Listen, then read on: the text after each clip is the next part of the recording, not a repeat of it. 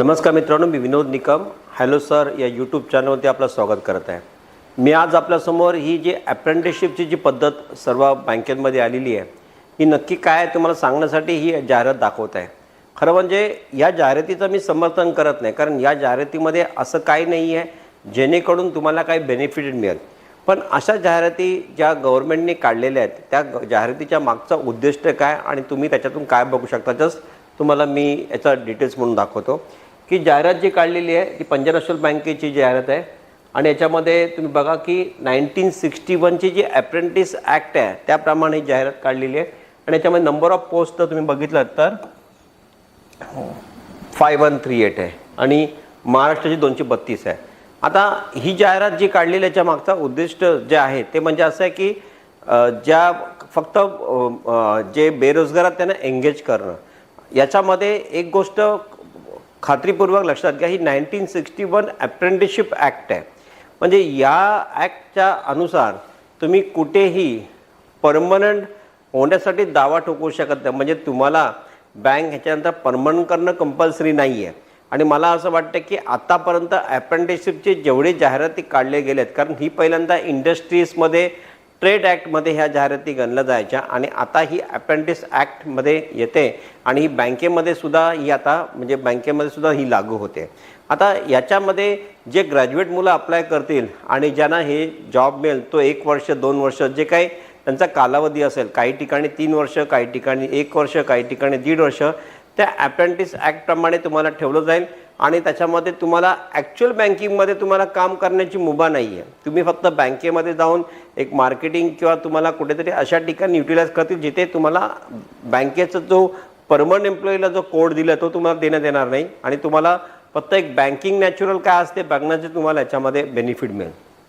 आता याच्यामध्ये दुसरी गोष्ट ही ऑनलाईन ॲप्लिकेशन जी आहे 8 फेब्रुवारीला सुरू झालेले आहेत। लास्ट डेट ह्याची 24 फेब्रुवारी आहे आणि फर्स्ट वीक ऑफ मार्चमध्ये जी परीक्षा होणार आहे। आता ही जी परीक्षा आहे ही परीक्षाचा जो पॅटर्न आहे म्हणजे एज लिमिट 20 ते 28 वयामर्यादा याच्यामध्ये दिली गेली आहे। त्याच्यानंतर तुम्ही बघा याच्यामध्ये graduate in any disciplines from Deccan university म्हणजे फक्त ग्रॅज्युएशन मागितलेलं आहे किंवा नॅशनल अप्रेंटिसशिप ॲक्टप्रमाणे जे काही रजिस्टर्ड असतील कॅन्डिडेट त्यांना नॉट मोर दॅन 4 इयर्स दिलं। म्हणजे जे ग्रॅज्युएट नसतील त्यांना या पद्धतीचा नॅट्सप्रमाणे जे रजिस्टर्ड असतील, पण ग्रॅज्युएशन हा मुख्यतः याच्यामध्ये क्वालिफिकेशन रिक्वायर्ड मागितलेलं आहे। आणि त्यानंतर याच्यामध्ये रिटन टेस्ट एक ऑब्जेक्टिव्ह ठेवलेलं आहे। मात्र याच्यामध्ये एक बेनिफिट असं आहे की जे विद्यार्थी ग्रॅज्युएशनच्या बेसवरती बँकेच्या क्लेरिकलच्या किंवा ऑफिसरचे किंवा इतर कुठले फॉर्म भरतात तर ते या परीक्षेच्या माध्यमातून ते प्रिपरेशनची सुरुवात करू शकतात आणि टेस्ट करू शकतात, आपल्याला चेक करू शकतात, एक मॉक टेस्ट देऊ शकतात की या परीक्षेमध्ये तुम्हाला यशस्वी होण्याकरिता काय रिक्वायरमेंट लागते, काय स्पीड लागते। आणि म्हणून याच्यामध्ये तुम्ही बघा की जर जनरल कॅटेगरीमध्ये 944 रुपयाचा त्यांनी हे मागितलेलं आहे एक्झामिनेशन फी। जनरल OBCसाठी फिमेलसाठी 708 रुपये आणि SC STसाठी 236 रुपयाचा आहे। म्हणजे एक प्रकारे जर बघितलं तर हा जो एक्झाम्पल्स आहे की तुम्हाला एवढे पैसे भरल्यानंतर 1 वर्षासाठी बँकेत जॉब मिळणार आणि मग तुम्हाला त्याच्यात स्टायपेंड मिळतं। आणि म्हणजे तुम्ही जर बघितलं तर याच्यामध्ये 15,000 रुपये मेट्रो म्हणजे सिटीमध्ये तुम्हाला 15,000 रुपये मिळणार, 12,030 300 रुपये तुम्हाला रुरल आणि सेमी रुरल एरियाजमध्ये अर्बनमध्ये तुम्हाला एवढे स्टायपेंड मिळणार। हा स्टायपेंड आहे म्हणजे हा स्केल नाही आहे तुमचा। शिकाऊ उमेदवार जे असतात त्याप्रमाणे। आणि याच्यामध्ये ही जी परीक्षा याच्यामध्ये तुम्ही बघा की परीक्षेमध्ये जे विषय घेतलेले आहेत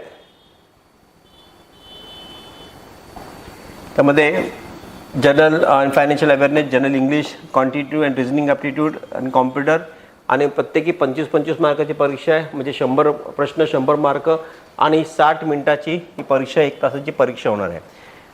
तसं मी तुम्हाला सांगितलं की ह्या एक्झामिनेशनचा पॅटर्न जो आहे आणि ह्या एक्झामिनेशनच्या माध्यमातून तुम्हाला फक्त एवढंच बघायला मिळेल की एक्झामिनेशन पॅटर्न काय असतं, प्रिपरेशन कसं आहे। आणि तुम्हाला आता ह्या कॉम्पिटिटिव्ह एक्झामिनेशनमध्ये उतरायचं असेल, हा जॉब तुम्ही घ्यायचं का नाही हे तुम्ही स्वतः डिसाईड करायचं आहे। कारण हे मी तुम्हाला आधीच म्हटलं परमनंट होण्याची याच्यात खात्री नाही आहे, फक्त एक ट्रेनिंग म्हणून तुम्हाला हे जॉब तुम्हाला ऑफर आहे असं तुम्ही समजून जा। म्हणजे तुम्हाला बँकिंग काय असते समजायला तुम्हाला। आणि मला असं वाटतं 1 वर्षाचा कालावधी हा खूप मोठा कालावधी आहे यासाठी, फक्त नॉलेज घेण्यासाठी, कारण बँकेत तुम्ही 2-3 महिन्यामध्ये सुद्धा हे नॉलेज घेऊ शकता। त्यानंतर याची जी